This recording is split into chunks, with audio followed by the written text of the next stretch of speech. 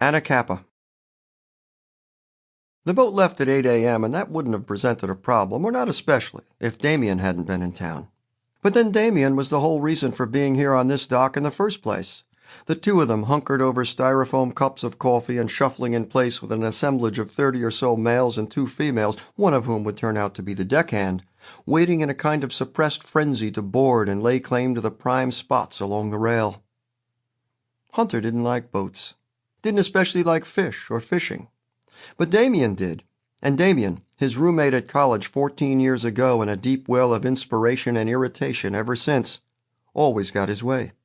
Which was in part why 8 a.m. was such an impossible hour on this martyred morning with the sun dissolved in mist and the gulls keening and his heart pounding and his stomach shrunk down to nothing. The other part of it, the complicating factor, was alcohol. Gin, to be specific. They'd drunk gin the night before because gin was what they'd drunk in college. Gin and tonic, the drink of liberation, the drink of spring break and summer vacation, and the delirium of Friday and Saturday nights in the student clubs with the student bands pounding away and the girls burning like scented candles. Never mind that Hunter stuck almost exclusively to wine these days, and had even become something of a snob about it. Right over the hill in the Sandy Nest Valley, best vineyards in the world, he'd tell anyone who would listen. Last night it was gin.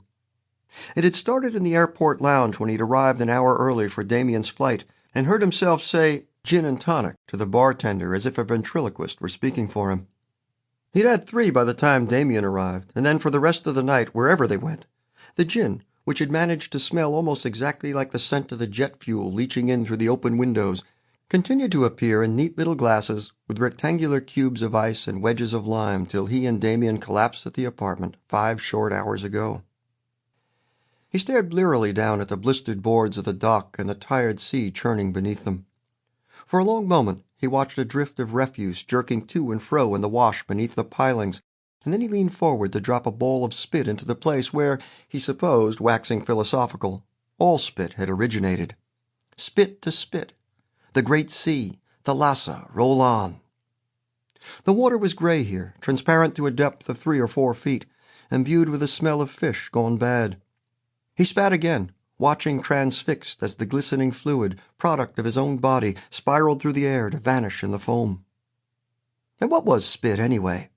A secretion of the salivary glands, serving to moisten food and women's lips. His first wife, Andrea, didn't like to kiss while they were having sex. She always turned her head away as if lips had nothing to do with it. Cece, who'd left him 3 weeks ago, had been different. In his wallet, imprisoned behind a layer of... Sample complete. Ready to continue?